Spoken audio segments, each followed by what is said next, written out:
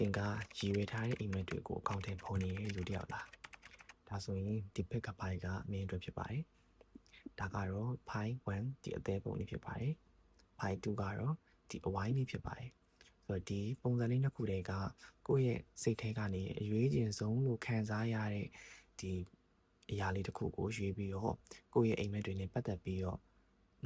reading လေးကို view နဲ့တူတူလိုက်ပြီးတော့ကြည့်ကြမယ်ပေါ့နော်ဒါကတော့1ဒါက2 1ကတော့အသေးပုံလေး2ကတော့ဒီအဝိုင်းလေးဖြစ်ပါတယ်โอเคအရင်ဆုံးယူလိုက်ပါအဲ့တော့ပြီးလို့ရှိရင်တူတူအပြေကိုကြည့်ကြမယ်ဒါကတော့ဒီအသေးပုံလေးကိုရွေးထားတဲ့သူတွေနဲ့ပတ်သက်ပြီးတော့ကိုယ့်ရဲ့အိမ်မက်တွေနဲ့ပတ်သက်ပြီးတော့ထားတော့ကဘယ်လိုမျိုး message ကြီးပေးနေလဲဘာကြီးပြောထားလဲဆိုတာကိုကြည့်မှာဖြစ်ပါတယ်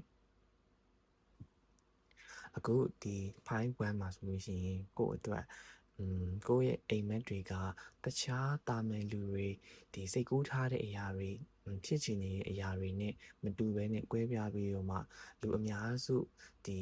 ဖြစ်ဖို့အတွက်စိတ်ကူးရင်လေးရင်ထားတိတ်မရှိတဲ့ဒီကိစ္စမျိုးလေးတွေပေါ့ဥပမာဒီ spiritual နဲ့ပတ်သက်တာလားဒါမှမဟုတ်ရင်အနုပညာနဲ့ပတ်သက်တာလားကိုယ့်ရဲ့အိမ်မက်ကတခြားလူတွေနဲ့မတူဘူးဆိုတာကတာမန်ဒီအများစုစိတ်ကူးရင်တတ်တယ်လို့မျိုးမဟုတ်ဘဲနဲ့ဒီတမူထူးခြားပြီးတော့မှစမ်းသစ်နေရမျိုးကိုယ့်ရဲ့ဒီအိမ်မက်တွေအကြောင်းကိုလူတစ်ယောက်ကိုပြောပြလိုက်တယ်သို့မဟုတ်ကိုယ့်ရဲ့အိမ်မက်တွေအကြောင်းကိုစဉ်းစားထားတဲ့အရာတွေအကြောင်းကိုလူတစ်ယောက်ကကြားသွားတယ်သို့မဟုတ်ကိုကဖွင့်ပြောပြလိုက်တယ်ဆိုရင်တော့မှပဲတို့ရဲ့အမြင်မှာကိုယ့်ရဲ့အိမ်မက်ကအရန်စမ်းသစ်နေတဲ့အတွက် surprise အနေနဲ့ဥမာကိုဒီလိုမျိုးအိမ်မက်တွေမှတ်ထားလိုက်မယ်လို့ဒီလိုမျိုးအရာတွေစိတ်ကူးထားလိုက်မယ်လို့ဒီလိုမျိုးအရာတွေဖြစ်ချင်နေလိမ့်မယ်လို့ထင်ရစရာမရှိတော့အောင်ကိုယ့်ရဲ့အိမ်မက်ကကိုယ့်ရဲ့ပုံစံကိုယ့်ရဲ့ type နဲ့အရန်ကိုကွာခြားပြီးတော့ဘယ်လိုပြောရမလဲဆိုလို့ရှိရင်နည်းနည်းပုံစံကအရန်ထူးခြားရပေါ့နော်နောက်ပြီးဒီကိုရှေ့ဆက်ရှောင်းအိမ်မက်တွေနဲ့ပတ်သက်ပြီးတော့တချို့လူတွေရဲ့အမြင်မှာဒါကြီးကမဖြစ်နိုင်တော့ဘူးဆိုရဲအမြင်တွေပြီးတော့ဒီကိုယ့်ကို negative energy တွေပေးမဲ့လူတွေရှိနေတတ်တယ်ကိုဖြစ်ချင်တဲ့အိမ်မက်တွေနဲ့ပတ်သက်ပြီးတော့ပေါ့ဥပမာအားနေဒါလို့လို့ရှိရင်မဖြစ်နိုင်တော့ပါဘူးဆိုရဲလူမျိုးတွေပြီးရဲ့အခါဒီမှာကိုဖြစ်ချင်တဲ့အရာနဲ့ကိုလုံနိုင်တဲ့အင်အားနဲ့ကိုအလုံးကိုသိမယုံကြည်တဲ့သူတွေစသဖြင့်အဲ့လိုလူတွေလည်းအများကြီးကြုံတွေ့ရတတ်တယ်ဒါပေမဲ့ဒီ file ကိုရွေးထားတဲ့သူကကိုယ့်ရဲ့ဒီဘဝမှာဘယ်လိုမျိုးအခက်အခဲတွေပဲရှိလား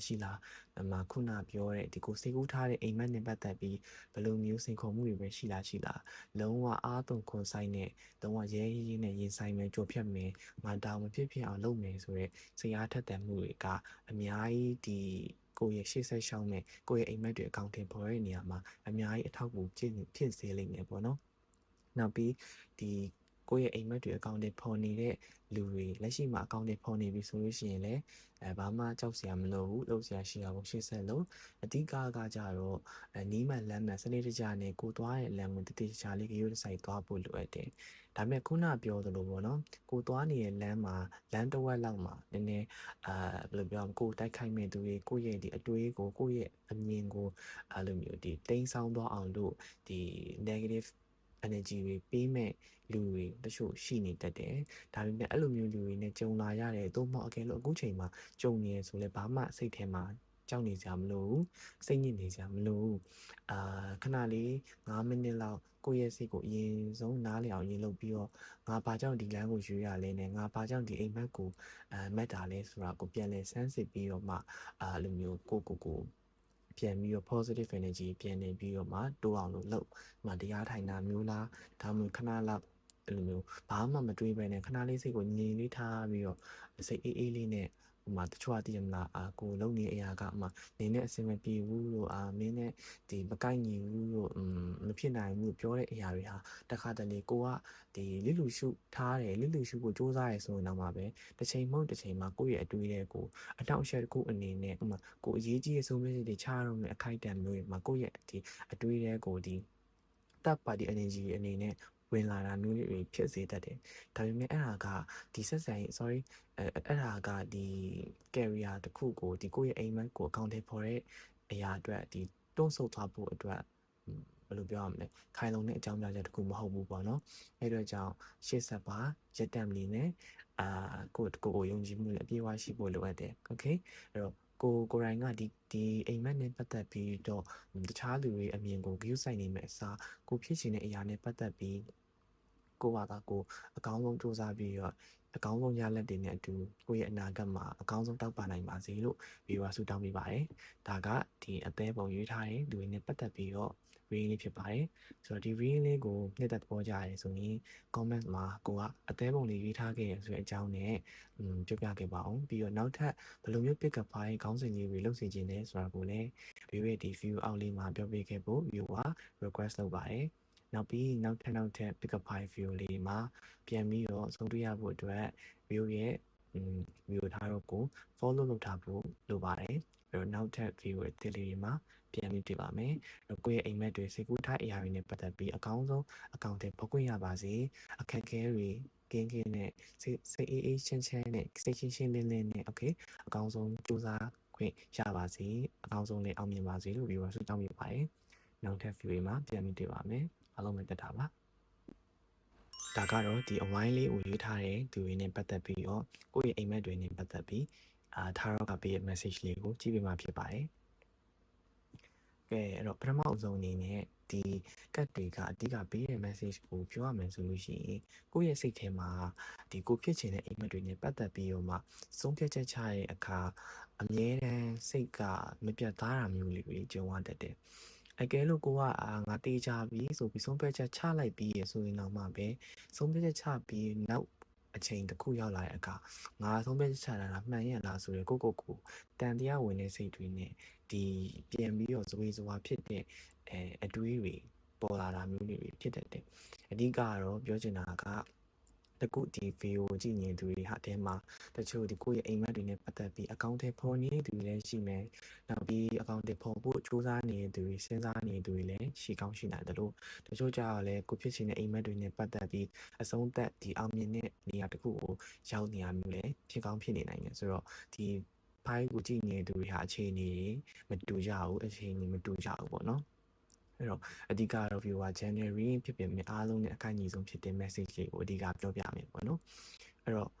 အကယ်လို့ကိုကပေါ့နော်ဒီလုပ်ဖို့စဉ်းစားထားတယ်ကိုယ့်ရဲ့အိမ်မက်တွေနဲ့ပတ်သက်ပြီးအပေါင်းတင်မှာဖွင့်ရတဲ့သူတယောက်အနေနဲ့ပဲထားပါတော့စဉ်းစားထားတယ်ဆိုလို့ရှိရင်တော့မှပဲကိုဖြစ်ချင်တဲ့အရာကတခုတည်းမဟုတ်ပဲနဲ့သူများရဲ့လူမျိုးတခုဆိုတခုမဟုတ်ပဲနဲ့တခုထက်ပုံနေတာမျိုးတချို့ဆိုနှစ်ခုသုံးခုလောက်ဖြစ်နေတာမျိုးလေအဲ့လိုမျိုးရွေးချယ်စရာအရင်များပြီးတော့မှကိုယ့်အတွက်အမြဲတမ်းဒီလိုပြောရမလဲ loss ဖြစ်ရတဲ့ energy တွေပြာများရတာမျိုးတွေဆုံးဖြတ်ချက်တွေချတဲ့အခါမှာဝေဝါးတာမျိုးတွေအမြဲတမ်းလိုဖြစ်ရတတ်တယ်ကိုယ့်ရဲ့အိမ်မက်တွေနဲ့ပဲဖြစ်ဖြစ်ကိုယ်လုပ်ဖို့စဉ်းစားထားတဲ့အရာတွေနဲ့ပဲဖြစ်ဖြစ်ပေါ့โอเคအဲ့တော့တချို့ကြတော့လဲကိုတန်ရစိတ်တွေပြန်ဝင်ပြီးတော့မှငါလုံနေတာမှန်ရဲ့လားဆိုတဲ့အတွေ့အကြုံတွေနဲ့တခါတလေငါဘာကြောင့်ဒါတွေလုံနေမိရလဲဆိုရင်ကိုတန်ရစိတ်တွေလည်းရှိနေတယ်လို့တွေ့ရတယ်အဲ့တော့ဘယ်လိုမျိုးအနေထားပဲရောက်နေကိုအတွက်အရေးကြီးဆုံးလိုအပ်ချက်ကကိုယုံကြည်မှုနဲ့ငါရွေးချယ်လိုက်တာမှန်ကန်တယ်ဆိုတဲ့ကိုရဲ့ရွေးချယ်မှုကိုအသိမှတ်ပြုတဲ့စိတ်တစ်ခုကအရင်အရေးကြီးရပေါ့နော်နောက်ပြီးလက်ရှိကာလဆိုတာထက်ကိုရဲ့အနာဂတ်မှာလည်းကိုရဲ့ရွေးချယ်ထားတဲ့အိမ်မက်ကိုလျှောက်ထားတဲ့လမ်းကိုစိုက်ပျိုးထားတဲ့ပြိုးပင်လေးတွေနဲ့ပတ်သက်ပြီးအသီးအပွင့်တွေကိုကောင်းကောင်းလေးခံစားရရှိနေနိုင်မဲ့အရေးအယောင်လေးတွေကိုလည်းအများကြီးတွေ့ရတဲ့အတွက်ကိုစိတ်အေးချမ်းကိုရဲ့စိတ်လုံးကြုံမှုအပြည့်အဝရှိနဲ့ရှေ့ဆက်ဖို့အတွက်အဓိက message ပေးချင်ပါတယ်။နောက်ပြီးခုနလိုမျိုးပေါ့နော်။ကိုကတကယ်ပဲဇဝေဇဝါဖြစ်ရတဲ့အမြဲဇဝေဇဝါဖြစ်ရတတ်တဲ့သူမျိုးဆိုလို့ရှိရင်လည်းကိုရဲ့စိတ်ကိုအကောင်းဆုံးတည်ငြိမ်အောင်လုပ်ပြီးတော့မှကိုရွေးချယ်ရမယ့်အရာတွေကိုဆက်လက်ရွေးချယ်ပါကိုရဲ့ရွေးချယ်မှုတွေနဲ့ပတ်သက်ပြီးတန်တရားမဖြစ်နဲ့နောင်နာမဖြစ်နဲ့ပေါ့နော်အဲ့တော့ကိုအကောင်းဆုံးယုံကြည်မှုအပြည့်ရှိဖို့လိုအပ်ပါတယ်ဒါပေမဲ့တချို့ကြတော့လေသူတို့ကိုကြည့်လိုက်တဲ့အခါလုံးဝယုံကြည်မှု confidence ကအပြည့်အဝရှိနေရလို့ထင်ရပေမဲ့တခါတရံမှာတကယ်နဲ့ confidence ရှိရာကသူတို့အတွက်မဟုတ်ဘဲနဲ့တခြားသူတွေအတွက်ဆုံးဖြတ်ချက်ချရတဲ့အခိုက်အတန့်နေမှာပဲကိုရီးယားအဲ့လိုမျိုးဒီဘယ်လိုပြောရမလဲသူများတွေကိုလမ်းပြတဲ့ခါမှာပဲ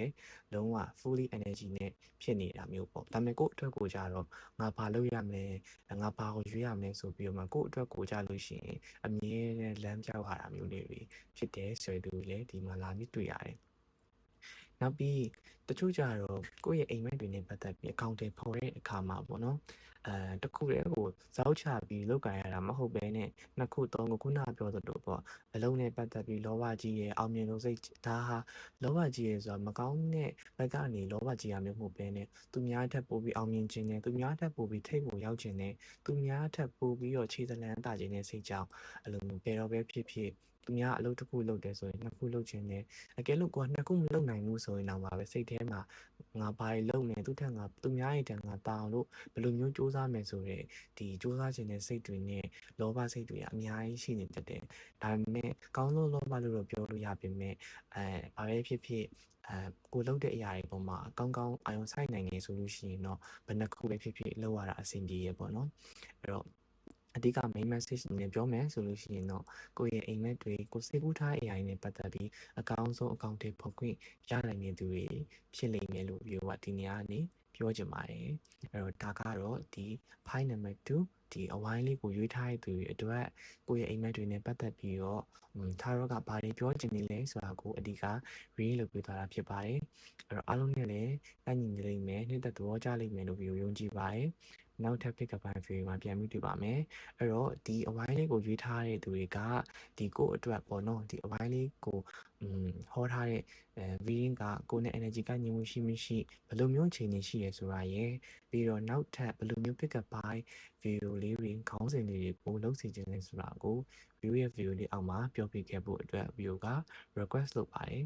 အဲ့တော့နောက်ထပ် pick up ပိုင်း view တွေမှာပြန်ပြီးတော့ဆုံးဖြတ်ရဖို့အတွက် view ရဲ့ video ထားတော့ကို follow လုပ်ထားဖို့လည်း view ကတောင်းဆိုပါတယ်ခင်ဗျာအဲ့တော့မင်္ဂလာရှိသောနေ့ရက်လေးဖြစ်ပါစေကိုယ့်ရဲ့အိမ်မက်တွေကိုစိတ်ကူးထားတဲ့အရာတွေကိုအကောင့်ထဲပေါ်ခြင်းတဲ့အရာတွေနဲ့ပတ်သက်ပြီးအကောင်းဆုံးအကောင့်ထဲပေါ်နိုင်ပါစေလို့ view ကဆုတောင်းပေးပါတယ်မင်္ဂလာရှိသောနေ့ရက်လေးဖြစ်ပါစေအားလုံးပဲသက်တာပါ